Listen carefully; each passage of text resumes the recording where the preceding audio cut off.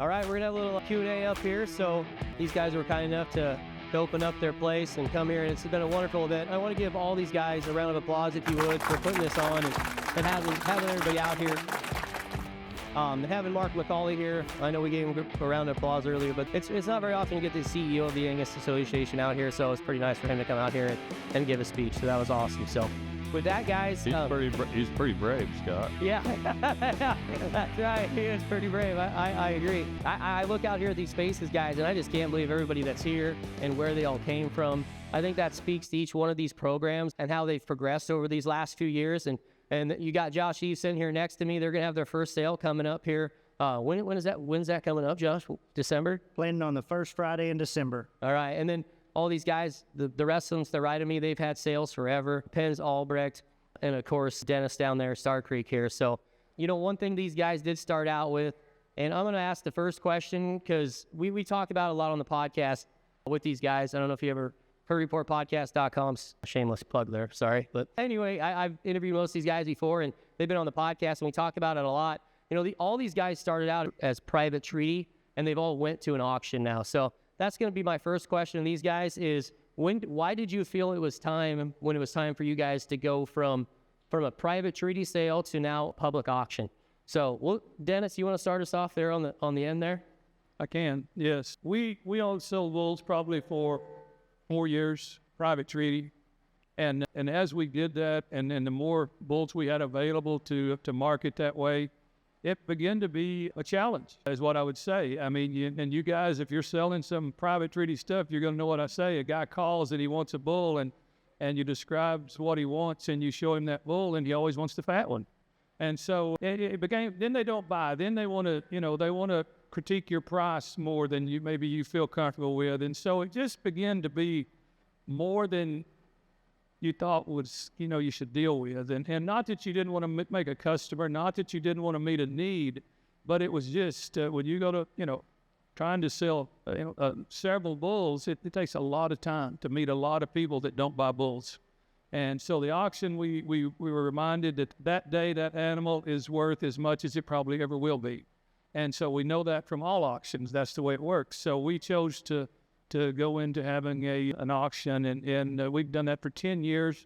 Thankful to say that every year it has grown in so many ways, and it's been so much fun. So yeah, that was the reason we did the private treaty thing, just become a challenge. Jeff, why'd you guys decide to go? We had people that were actually upset that we didn't call them and then tell them, when we weaned bulls, not necessarily when the bulls were ready for sale, so to speak, to go service cows. It was simply after we weaned them. If we didn't call them and let them know we weaned them, they were upset at us. And then, and so that kind of spurred us on. And I don't think we were capturing the true value of the bulls we were selling. And I think for us, it was a huge leap of faith to go from private treaty to an auction, because it's very risky in your mind when you do that. And so Kelly and I both were in the same boat. We felt like where people were upset if we didn't call and let them know we actually weaned the calves, much less had them ready for sale. I understand that. Kelly, you got anything to add to that? No, he done a great job. I figured that. I'm really excited to hear from Josh, too, because his family's been selling. How many years have you been selling private treaty? This year would have been 26. Wow. Okay. So what finally made you, because that's a lot of years, kind of, I don't even know if I would think about doing anything different. You guys have had such a great, successful program. What made you decide to go to a public auction? Same thing as Jeff. We started having, such a client list that they had a little resentment if we didn't either call them first or let them to be, pick first, or they thought the bulls were picked over. And another thing an auction does very, very well is you have that target date, you can get them animals at 12 o'clock all at the same time. Right. And you can, we had guys that were, they would want to come in at weaning, they want to come in, look at yearlings, they want to say, well, I want a 2-year-old. And, if you pick that date and you say, hey, this is the date, that really helped us with that aspect. And another way was, to merchandise some females in a different way, get them ready for a sale, stuff like that. And, yeah, the marketing of a sale also helps so much too. That was another aspect that we really wanted to tap in and be able to utilize. So that makes total sense, guys. All right, I asked the first question. I got the hard job done. So, do you have any questions? I want to add one thing to that. Josh mentions this when the fear of having your first auction. He said a lot of our customers said they just wouldn't come to an auction. They're just not going to do that. Yeah, they will. Yeah. They will come. Yeah. They'll show up. Yeah. Well, they're used to those licks. They're not going to let somebody else grab them. Yeah, so that makes sense. Absolutely. All right. Do we got any questions from the crowd? Mal, you found anybody brave enough yet to ask a question? Okay, who's that? What were some of the cows that you guys used to think back in your memory and those cows probably were a little narrow at the time those making? So you guys make that count. So I think Cody was asking, what are the cows that kind of built your program? What was that cow, that kind of foundation cows or cow lines that you had in each of your programs that made you kind of make the jump into the seed stock industry or into having a public sale? So what are the cows that are kind of built the foundation of your herds, Kelly? Well, I want to recognize an Angus legend right here. Kelly Shaw, stand up, would you? I think all of us, we all need to give a round of applause to Kelly Shaw. He's probably the greatest breeder that I've ever known, and I would dare say that probably in the world, honestly. I don't know where you'd go to find cattle any better. But Kelly Shaw took a big leap of faith. I was up there the day that he sold Net Worth, and he's built probably one of the neatest sets of cattle in the world. Yeah. And all of our cattle, all of us right here, cattle go back to Kelly Shaw's cows because he's got the best set of cows in the world. And I think that's the biggest thing that we need to focus on as a cow.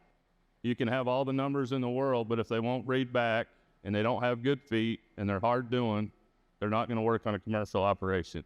And Kelly Schaff knows that. Yeah. And the commercial guys know that. And we've tried to pick bloodlines of cattle that will work for the commercial guys, not just work in the registered business, not just big numbered cattle that sometimes don't hold up like they should on paper.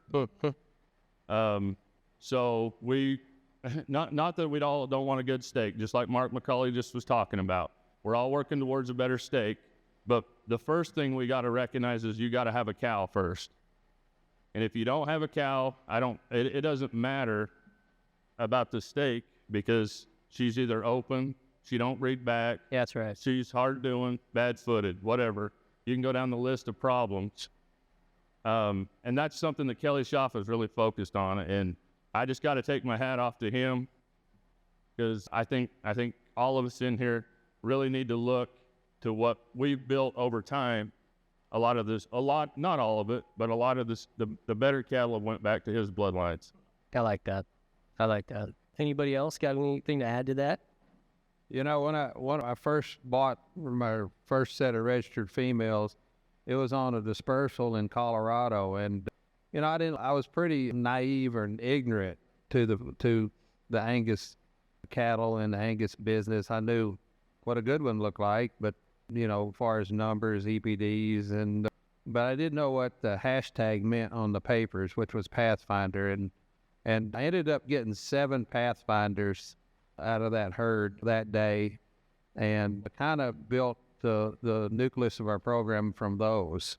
And you know, I was looking at some of our own cows that we flushed throughout the years, and 8056, 8051 are 2 cows that we started flushing of our own, and a lot of our very good females go back to those 2 donors that derived from those Pathfinder cows that I was fortunate enough to get procured. So that's, you're talking about cow families, that's kind of where we, and we do usually, there's SAV in every pedigree we have. Yeah, absolutely. Josh, what about you guys? I probably go through the different eras of Eaves Angus. One cow in the 90s that really comes to mind was an EXT. She was an EXT Rito 2100. Her number was 724. That cow, I remember Dad, and I mean, she was easy to look at, hard to catch sometimes being an EXT. But, that cow, there's still a female tail within our herd from that cow. You know, in 2011, we would have purchased a 7075. She would have been a maternal sister to Black Cat May 4136. Sweet. Tomorrow you will see 4 daughters and granddaughters and some other things that was one cow that to this day, she's probably the only cow I've ever cried over when we lost her. There's cows today that I'm probably a little more paying attention to. I'm probably a little better. Me and Dad have a lot of conversations about some other cows back in the day, but 724 she always tugged on my heart. 1781, another one, my mom's favorite cow was probably 1716. She was a 6807. And when you talk to guys that talk about the great ones within the industry, those bulls and cows like that come up when you think of EXT, 6807, going back to net worth. We seen a great net worth cow today. I mean, an 11-year-old, she was a great cow. Yeah. And those are cows that within our program that they just, when I think back, I never felt like I did enough with them, but they mean a lot to me. Yeah. So, Like that. Dennis, you got something you want to add to this? Well, it'd be pretty short what I would add. These guys have been doing this a lot longer. All these guys are 25-year guys, right? All three of them. I'm only 31, so I didn't start when I was 6. You're no idea. Don't give me that. I know what thought he was doing. Your dad's back there, isn't he? Yeah. Okay. You better thank him in a little while too. I'm letting you do it. But anyway, no, their programs are not to. But we're the new kid on the block to some degree. We are about 14 years into this, which is, you think, well, that's still a long time, and it is, but not when you make as many mistakes as I did. Jeff had it figured out. He went and bought a set of Pathfinders and started a herd. I didn't, and it was tough. It was tough sledding. I can tell you, I struggled. I didn't know near enough about what I needed to know, and I did that in a recent interview that's on our website. And so we've had to come full circle back to reality. And if you heard Chad talk today, you heard him mention a cow 214 a lot. And now we have some cows, some donors of our own now, 1086. And so we've got some things that are moving forward. Chad's in his 5th year. It was like a rebirth when Chad showed up for our herd, okay? I mean, it was a transition like you can't imagine. So in reality, we're into this 5 years, what we're doing. And the results of what 5 years have done is what you saw today. And so it's incredible to know that there is a difference, and it's recognizable. I just didn't have the time, the energy, the effort, and the know-how to get there. And this guy, when he came on board, he brought all those tools, and it's been incredible. So we have that handful of cows. We don't have those larger numbers, but, man, we're trying to put them together as fast as we can breed them. Hey, Dennis, I got a special treat for you tomorrow on 214. A special treat. You're going to love it. So the Abigail cow she was for real. I got one. You will, sir? Yeah, that's a great cow. I've seen her out here. A couple years ago, she's awesome. I know. Beautiful cow. She butter you. Love it. One of these guys spelled it like that on a cow. Yeah, if you guys want to explain what a Pathfinder cow is, that'd be great. If somebody wants to tell you. Hey, Josh. 3 at 105, calving interval under 3, 65 or 66. It's a cow that does her job better than her contemporaries. That's just all there is to it. She's a cow that, if you look at, I think it's 9K in your program, you're looking at a cow that's got 7, 8, 9 nursing ratios. But Pathfinder is, in my opinion, it is the designation of a cow that is working within a program. I think all these guys strive for that. I'm going to answer that question for them. I know these guys are all heavily maternally based. If you guys are coming here looking for bulls that are maternally based, you can get them here at any of their programs for sure. I mean, I think that's fair to say, isn't it? Yeah, absolutely. All right, we got any more questions from the audience? Looks like Mallory's found somebody to ask a question, maybe. Ooh, young guy, I like this. What is the best female mating bull you've ever used? Ooh. Oh, just getting right after it here. Good. That's it. Do you want us to fight up here? Is that what you want us to do? I like that. B4. This is going to be a long answer from each and every single one of them, I think. Who wants to get? Do you want to go? Yeah, fire away, Kelly Albrecht. I think I'm going to give you 2 bulls. I like that. I think net worth and regard at my place have worked better than any 2 bulls. To make cows that breed back, they shed their hair, they got good feet, they got good bags, they're the right size and kind. They've just, the females at my place have really worked.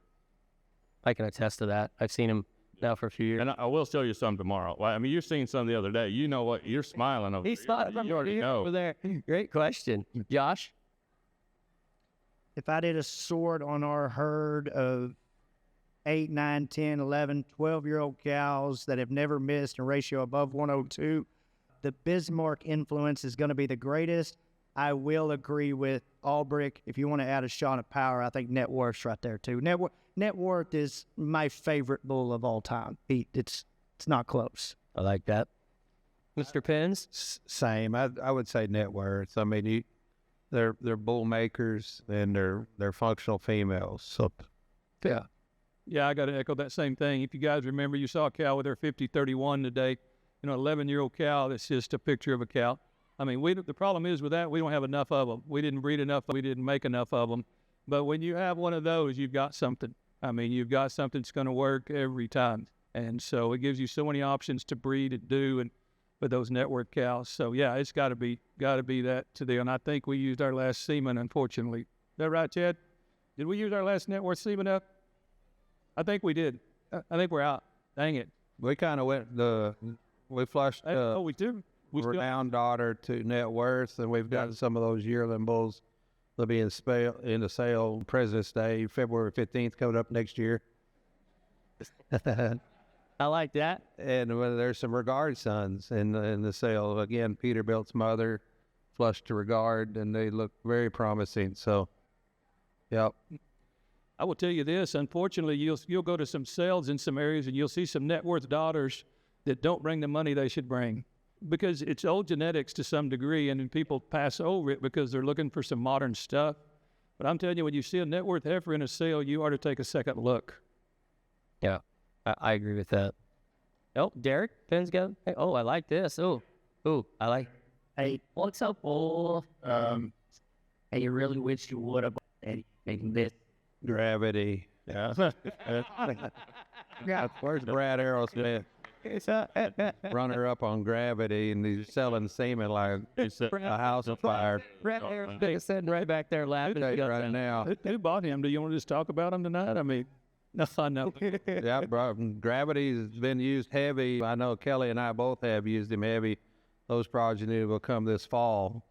So, yeah, that's a bull that we kicked ourselves in the shorts all the way home on that one. And even more so after he's done what he's did and the proof's in the pudding. We looked at some of the offspring over this past spring, and, man, they look tremendous. We already bought semen for next fall to put in, so. Like that. Kelly, you got an answer for that one? I think I know what you're going to say. Yeah, I mean, Jeff said it. We were a little sick, honestly, when we didn't get him. Yeah, that's tough. Josh, you got one you missed out on? I'm going to go a little different way and say maybe a son of 55-30 or Yeah, I understand. a different son of 31-45. Yeah. Probably a son out of one of those two cows. I think Kelly will tell you 55-30 fits this environment as good as any cow that. But that was one that we've utilized her through different ways. But that would probably be one if I could have had a son out of her. I like that. Dennis, you got one that you missed out on? Not really. I missed out on all of them because my check. I can't play the game these guys can. I miss out on them too. I know. I wish I owned. Yeah, most of the time I don't get to bid, so I miss a lot of them. But man, there's some good bulls, and to say that there's one that I passed over, I don't know what that would be off the top of my head, to be honest with you. We're fortunate to be able to partner on some bulls, and I guess I partnered with all three of these guys on some bulls. And so if you have someone that has a fall cabin, spring cabin option that helps you step up and buy that next level bull because you can partner, you should consider that, because it does put you in a new territory of quality.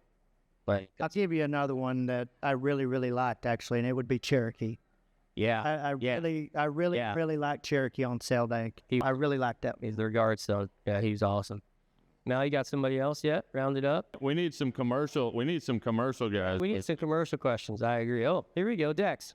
I need an answer from all four of y'all, but what made y'all choose Angus? Oh, I like that. That's pretty good. I like that. Mr. Jeff Penz, where would you choose Angus? I can remember back in high school, and my ag teacher, we were Hereford people back in the day, and my ag teacher went on and on about the Angus trade. So I thought, listen to this, and I'm like, And, that always stuck with me. But, I will say, knowing what I know about the retail setting of the beef business, certified Angus beef has changed the complexion of all meat, honestly. And so that was the deciding factor, honestly, is the economics, and the functional females. The female is adapted to many environments, so we knew that she would work in this environment as well. So Angus, to me, was, as far as economics and then having a functional female, is what led us to that. That's a great answer. Kelly? My dad gave me my first cow when I was 5 years old, and she was a black, motley-faced Angus Hereford cross cow, and she was good. And she, so that kind of leaned me that direction. But my dad was a cowman, and he always told me, he said, you need to raise what the buyers want, not what you want. Yeah. And it didn't take me very long to figure out what the buyers want. And, it's certified Angus beef. I mean, all of them buyers, you go to any sale barn and you sit down by the order buyers and you ask them what they want. What are those 10 cards they're fanning out there for? And I sit down up here to Atoka, and I'm not throwing rocks at any cattle, but there was some eared cattle come in there. I was sitting by Randy Crook. He's bought cattle for years. And I said, man, they're really beating these eared cattle up. And he said, no. He said he fanned out his cards, and he probably had 10 cards there. And he said, every one of them's for a good black steer. And he said, I don't have any orders for an eared calf. Yeah. Yep. And, you can raise whatever you want. What year was that? 2020-ish? It's been 4 or 5 years ago. When the market was lowest, yeah, they wanted the good ones, and they weren't even going to pay for the other ones. Yeah, I mean these cattle were $20 to $40 back. Yeah, easy. I I don't have anything against eared cattle, I guess, but you better pay attention to what the buyers want. That's right. And the certified Angus beef is done as good. You go to any restaurant in the country, what do they got on the wall? CAB. CAB. They don't, nothing against the Hereford steak, nothing against the Charlet, but you don't go into a restaurant and see that. They've done a great job of marketing, and, we all should be thankful for that. I agree. Yeah, they have done a wonderful job. Josh? I'm going to go a little life experience. My grandpa was one of the first people to bring limousine into our country. Okay. My dad over there, when I was young, we like I said, we've had Angus from the 90s, but there was a point in time where we thought we could sell some Charlet bulls. Ooh. So Ronnie Eaves went and sourced a set of Charlet cows. I've never used a set of pulling chains so much in my life. I despise pulling cows to this day. I don't want to do it. And, them cows, I know some people say foot quality in the Angus deal. Wasn't very good feeding them cattle either. They sure wasn't very good uddered. And it is, next we had Red Angus, because everyone would gripe that, the blacks stay in the ponds. Well, the Red Angus didn't compete. Yeah. And when you're weaning, 700-pound wean calves, no creek, and the Red Angus brings in a 550, it's not competitive. Right. So we had a little life experience of trying the other ones. Those cattle have their place. On our place and our management, they didn't add up, and that was just the truth. That's facts. Dennis, what made you go with the Angus cow? I've been the full gamut. I like Ronnie. I had a full set of red limousine cows at one time, and I didn't make it work. The market seemed to go away to some degree at what we were doing.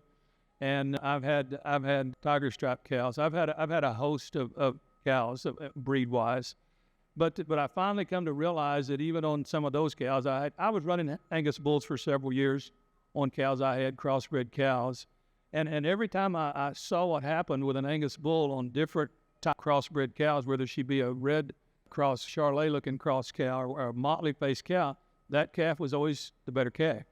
I mean, everything we did with Angus looked better. And so I'm like, well, if the bull makes it work, why wouldn't the cow? And so that was how we ended up where we did. And it's just, Kelly hit it on the head. I mean, you can breed what you want. I've always told everybody this: you ought to have in your pasture what you like to look at, but you ought to look at your paycheck the day you pick it up too. Size it up from that and make your own decision. But there's added value in Angus cattle, is what I'll say. Yeah. I think that's a great answer. Is that what you're looking for, Dex? Yeah, good, perfect, good. Yeah, she's gonna turn on the fan. We got another question here, or did you have one over there? That fan feels nice. Thank you for turning on that fan. There we go. What was throughout, whether it was years ago when you first started, what was the biggest aha moment of your management of your program? Not necessarily a cow or a bull, but the management of your program, whether it was you were a commercial cattleman or in the Angus breed. What took you to the next step? I like that question. So what was your moment, guys? When was that decision that you decided to go to the next step, or Mine was when the banker showed up. I thought, okay. No, I think just stay true. I think we just stay true to what we're trying to produce. And Kelly and I have talked about this a lot. We're kind of a minority in this part of the world in regards to, what other producers are trying to produce. And so I think we're just staying true to what we feel like the functional cattle are. And the commercial cattlemen are what reap the rewards of that.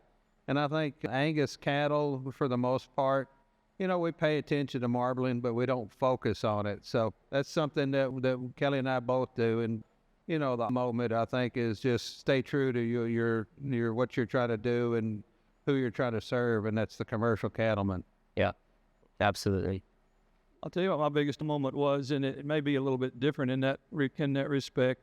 And I have to give credit where credit's due. My biggest moment of this whole deal was the first time I showed up in St. Anthony, North Dakota. Yeah, that'll do it. I didn't know you could breed cattle like that. And Kelly, we're going to toot your horn, I guess, a lot, but you deserve your horn being tooted. I'm telling you, if you want a wow factor, and I think everything in life is about a wow factor. If you want to get someone's attention, you do something that when they look at it, they want to take a second look, a third look, and then they want to be a part of it.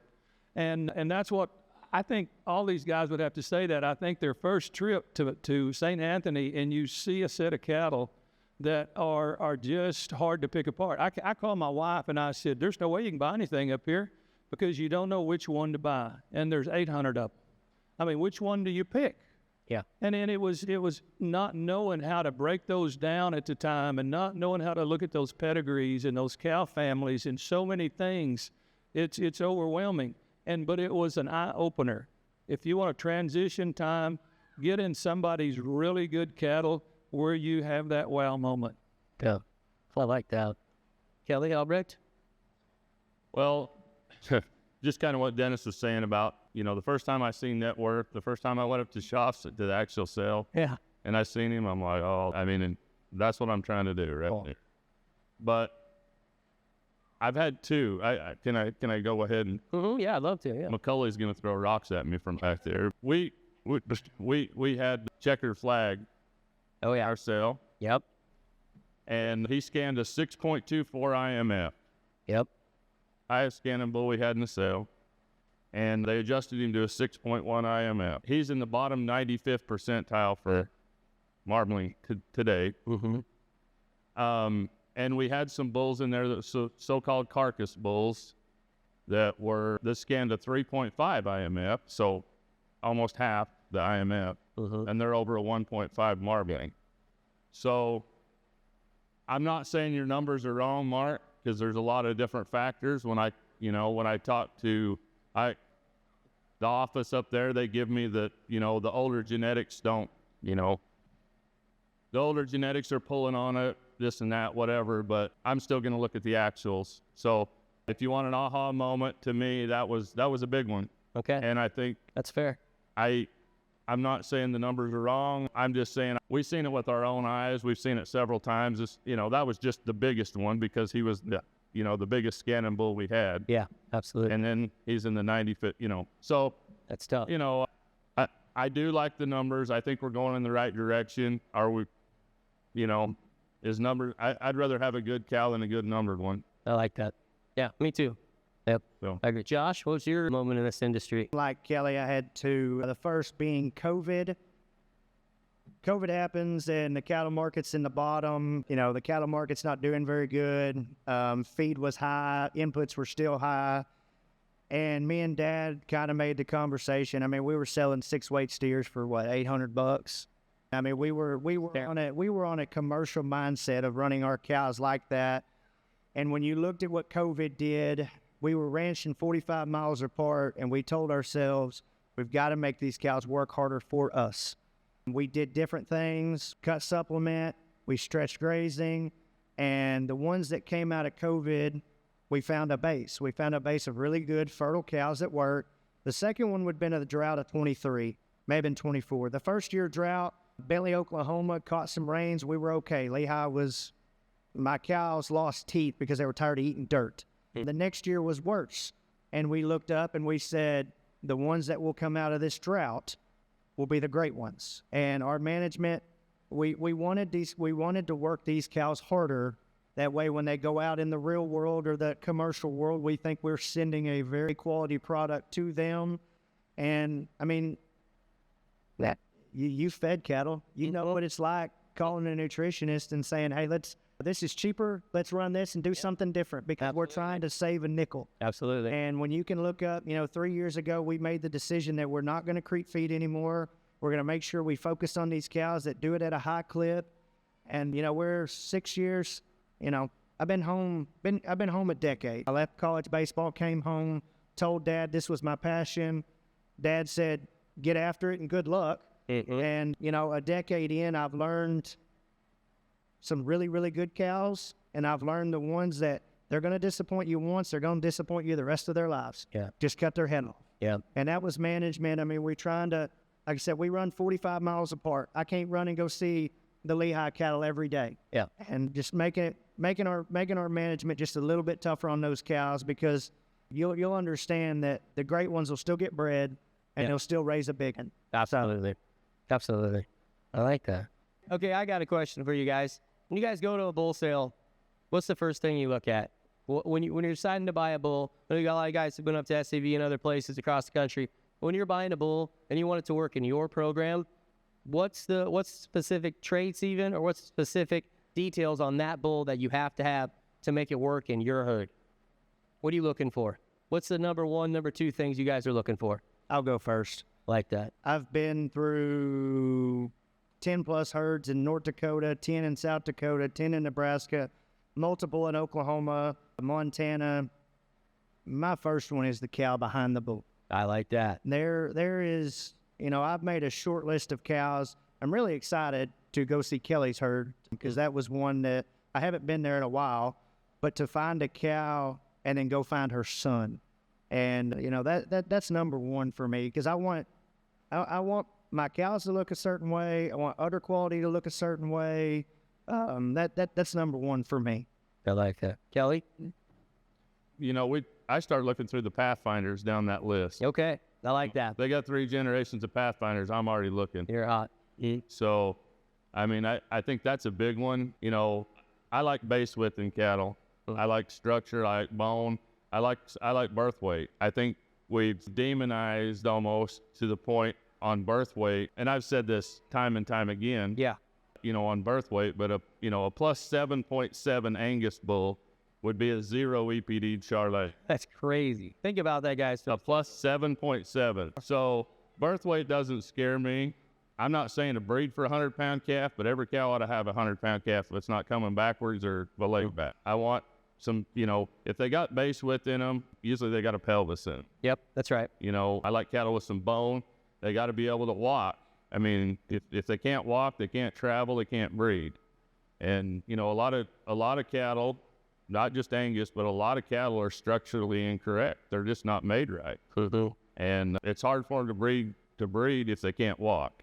That's right. If their feet aren't good.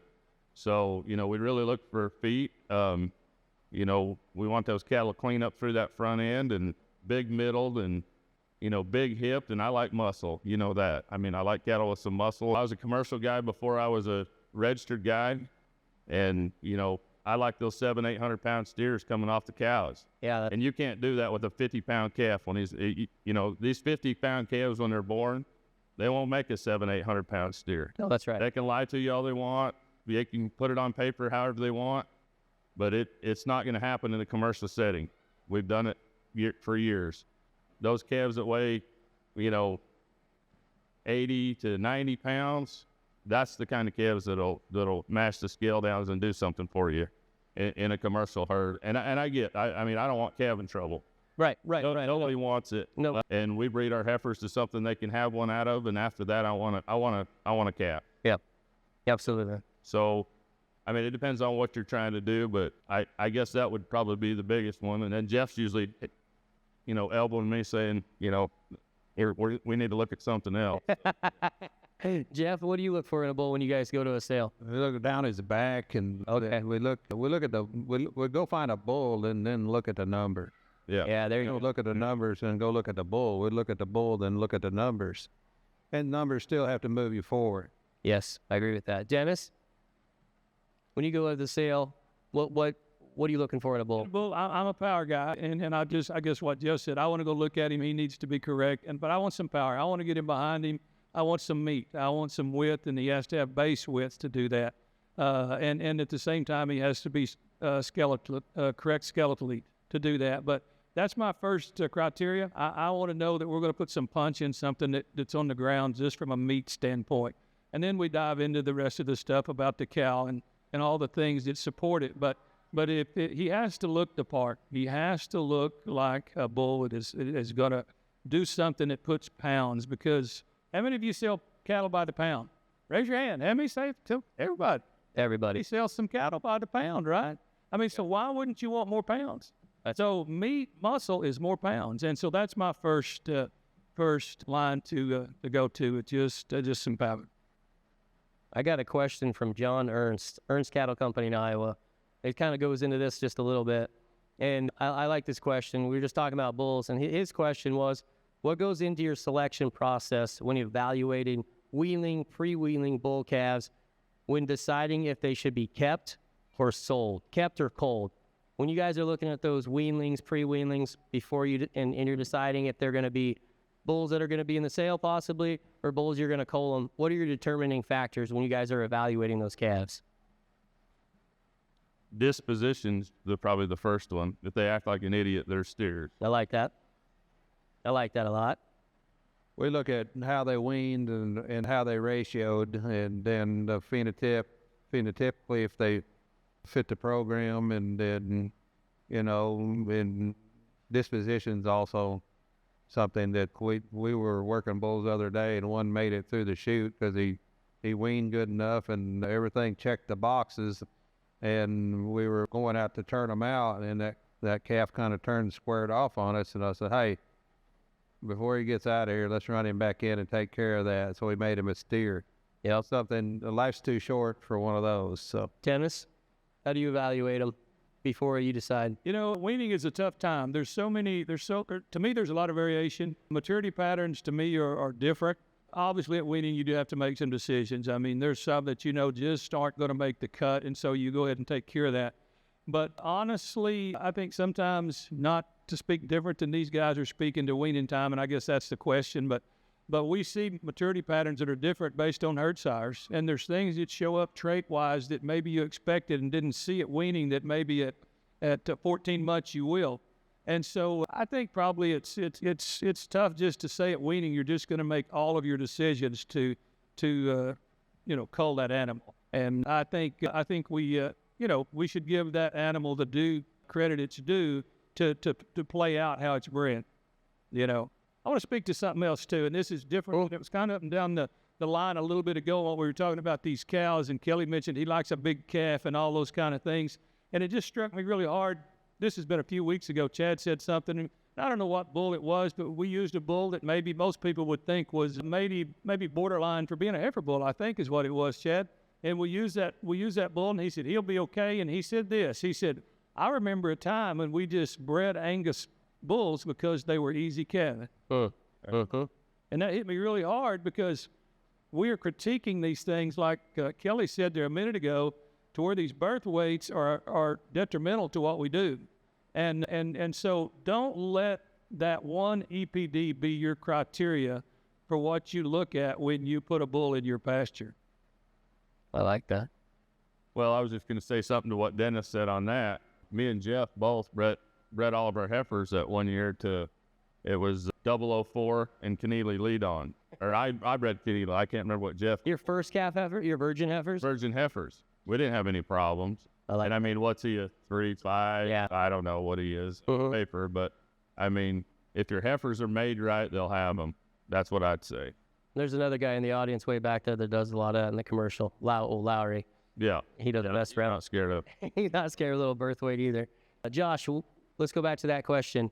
When you're evaluating your bull calves at weaning, what goes into making that decision for you to keep them or steer them?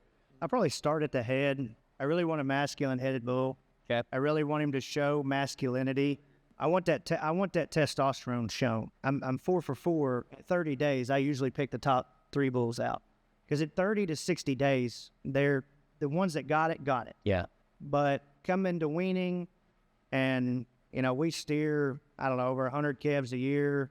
I miss them, but I like the early maturity, and I want them to weigh. You know, and another thing that I really like is if our whole herd is set to calve March 1, and I got a May 1, but he looks good, he may go ahead and get cut because his mother, the fertility's probably not as good there. Okay. And I'd rather take a March 1 that, you know, that shows that versus a May 1 that, I mean, I like the fertility on the cow side too. So, I like that. All right, Mallory, I think Mallory said she's got somebody with a question. Here we go. I love that question. We got our commercial guy. We were asking. Good. My first advice is come to a meeting like this and go see the cows. Go look at the Stark Creek cows. Go look at the Penz cows. Go look at the Albrecht cows. My second piece of advice is get to know these guys. Being the youngest on here, these guys right here could have looked down their nose at me and treated me like some snot-nosed kid. Jeff Penz has been great to me since I've known him. Kelly Albrecht's been great. Dennis Bowen is salt of the earth, in my opinion. I think Ronnie Eaves over there, you ask him any question, I mean, that man over there is as proven in business as anyone that you'll find. And he will talk to you like he's known you his whole life. So I think that's the first thing. Second thing, you're looking at creating a herd that you're probably maybe a little more proud of than the other. You're trying to create those females that will turn around and raise big calves, and in my opinion, last 10 to 15 years. Because right now, the most expensive thing is going and buying a cow or raising a replacement heifer to her first calf. We got to have cattle that get bred and do their job for a long, long time. But I think the first thing is get to know really, really good breeders. I would say one thing, I'll tell you who you're not going to fool is those order buyers where you take your cattle and sell your cattle. They know the difference, and they know reputation, and they know what the good cattle can do. And, you know, you may have an uncle or a neighbor that'll tell you, you know, I bought one at the sale barn, or I saved one of my own out of Betsy or their cow or whatever the case may be. But at the end of the day, you're not going to fool those order buyers, and they know quality. So here's what I would say, you know, to all of us, really. I mean, and it, from a commercial standpoint was your question, but, you know, you're doing one thing, and you're trying to raise a calf to sell a calf. If your cow doesn't have a calf, there's no value in that. And I think the Angus brings fertility, and I think you can use that as one of your building blocks. And to get your percentage of live births up to where you have more animals to market. And that's doable through better genetics, is what I would say. I like that. Kelly? Well, you were talking about getting your carcass up, your carcass weight or whatever. I think I would focus more on the cow, unless you're not keeping your replacement heifers. If you're not keeping your replacement heifers, I mean, you can add all of that, but where are you selling your calves, number one, and are you getting the value out of the higher carcass bulls? So I'm not, you see what I'm saying? I mean, if you're feeding them all the way and you're killing those cattle, that's maybe a little different animal than if you're trying to keep replacement heifers and a cow that'll breed back and some things like that. that's exactly the reason Angus Link was, established, just to combat people keeping bulls out of commercial females, and because there is value in using a registered Angus bull. Well, and if you can't measure it, I mean, I'm not saying Angus EPDs are perfect, but they're the best we got today. And you got a really good idea where you're going. That cell barn bull, you don't have any idea what's going to happen with that, unless you see a set of calves out of him or something before you buy him. So, and if you can't measure it, how do you know? That cell barn bull, he might have been a dogie calf that weaned at 350 pounds that his mother wouldn't milk. Yeah. But you don't know. So. Yeah. I agree. That's good. Mallory, you got anybody else? I'm going to come at this at a completely different angle than them guys, and I'm going to answer your question.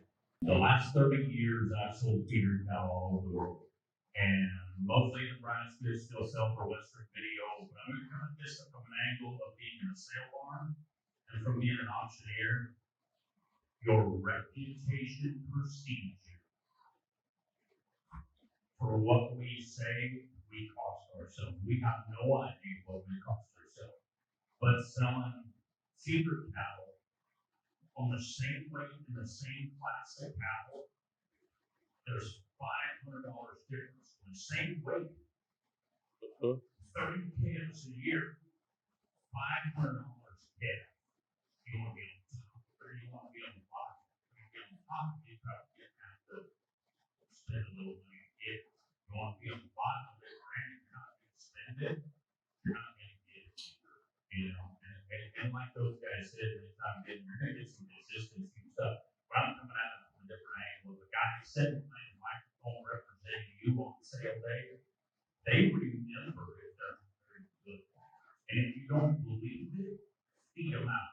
Go buy one of theirs and do one of yours and put them in a pen and feed them until you tell them to take weights. And it's mind blowing.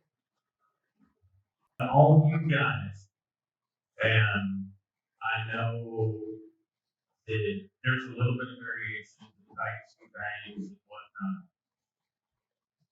What is your house? Just going to tie in tomorrow. What are you most excited about? Those bull calves that you've got for sale, or you've got upcoming sale, or all you guys do. What is the one thing in your programs that you feel like, whether it's a bull calf or a female line, that you were the most excited about? I like that. I think for me, we're using more and more of our own genetics. There you go. And those, when I'm looking at the stuff we AI'd to, and look at the stuff that's out of our bulls, home raised bulls, and I keep thinking to myself, man, I need to be using more of my own stuff, because these actually are producing as good or well or even better in a lot of cases than some of the stuff we're AIing to. So for me, what excites me is we're coming into a time to where we can use our own genetics and not take a back seat to a lot of other things happening in the Angus beef business. Yeah, I would say the same thing as Jeff said. You'll see it at our place tomorrow. Most of our cattle are out of our own bulls. Cherokee, the Caseys are really good. The Respects. I think that's what's most exciting to us. And not that the AI sires maybe aren't as good, and they may work in Nebraska or they may work in North Dakota, but all genetics don't work in southeast Oklahoma on Bermuda grass, and it get a little washy here and 110-degree heat. In 100, you'll find out tomorrow. You won't need to go to the sauna at the casino tonight. But these cows just got to work in this environment, and I think that the sires, what Jeff's talking about, using our own sires, the cows, their mothers have worked here.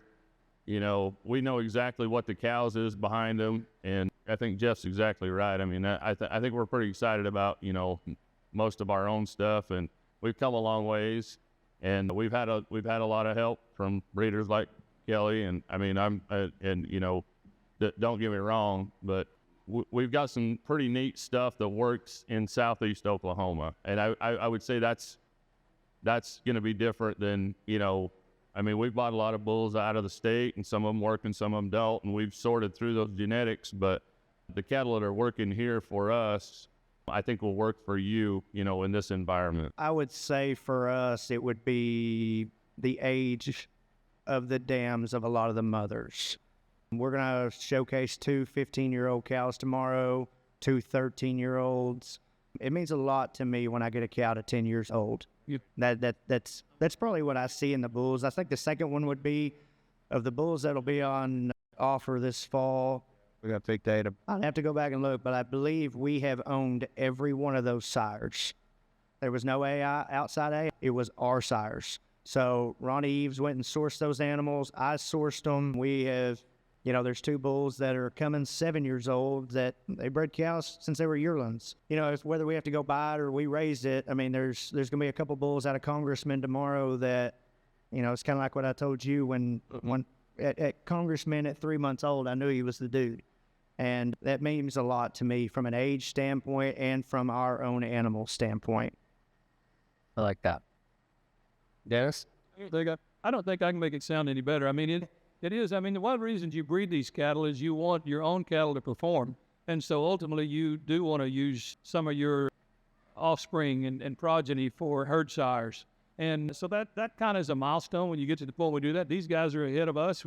But we have the last couple of years, we have kept bulls back that are ours to utilize and prove, and they're starting to show themselves. And so we're excited about that. And so it's like I said, that's doable in that respect. So, but yeah, at the end of the day, you've got to breed them to sell them at the highest price you can get for them. So dive into that and make it work with anybody you feel free to. But there's opportunity, is what I would say, in the Angus business. I like that. Well, guys, it's getting kind of late. What do you think? One more question. You got anybody else? I got a question. Okay. And I'll answer it afterwards. What do y'all think is the most important thing for the cow-calf sector in the next decade? Oh, boy. That's a good one. You want me to answer it? Yeah, go. I think the most important thing is when I look at your son back there. When I look at your son back there, there's a lot of young people. As I see Nathan Schuster, Mark Spampanato, Derek, Robert Wright. There's a lot of young cattlemen here. They are the future. They're the most important thing that's coming. Like I said with these guys, they have been incredible to me. They have fought. What a future they got, Josh. I mean, is there a better time to start in the cattle business? I mean, we're in the highest market ever. If we listen to the good ones. And that's, I think you have to look at cattle that do it every day and do it every year. I look at Cody Hauschel. They're getting going up there in Kansas. I'm so proud of them. Me and Cody had a conversation earlier about their herd and different things that they're seeing. That is the future, and that is what will keep the cow. I don't know if anyone's paying attention, but vertical integration is knocking on our door. It's coming closer and closer. Cow-calf sector will be held up by the next generation. That's all that matters to me. What about vertical integration while we're on that topic? Yeah. I think as commercial guys, you better kind of pay attention to what's happening. And vertical integration is no different than the chicken industry and the pork industry. And what happened is they told those guys what genetics they will use and that they were going to buy them back. And it's happening in the beef industry today. And there's some big programs right now that say they won't bid on your calves unless you buy their bulls. And I would say this, if they need your cattle, they'll bid on them. And if they're good, they'll bid on them. Don't get in the trap of being told what genetics to use to turn into the chicken and the pork industry. It's coming, and we better pay attention. And the commercial guys, where they spend their money is going to decide if this happens or not. Jeff, you got anything to add to that? Dennis? Jeff? No.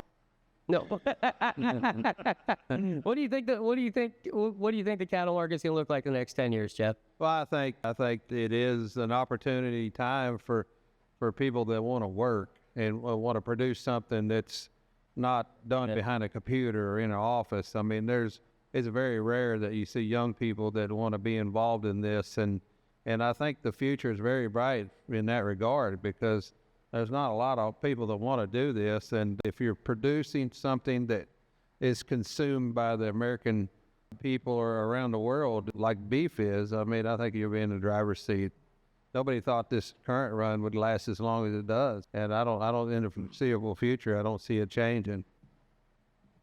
I agree. Dennis, you got anything to add to that? Really, not really. I can't make that sound any better. I mean, it's there. I said it at the end of my last comment. There's opportunity, guys. There's opportunity in so many places for families. And Ronnie said it a while ago. Generational stuff. This is business. I mean, you're not going to run it like hobby cow herd. You can run this thing to take it in a direction that's sustainable and has longevity. And it has so much merit to it because of the genetics that's available to us. And so it just creates a perfect scenario for the next 10 years, 20 years, 30 years with the Angus cattle. I like that. Okay, we got one more question from the crowd. Go ahead. Come on, Dex. Rick, favorite sire and blind. You're tough to get first. Can it be mine? Okay. So that Walk ahead. Favorite lady. Currently? Live or dead? Yeah. What's your favorite sire of all time, live or dead? Angus, Charlet, Limousine, Semitol, whatever you got. Oh yeah, I've got some Semitol.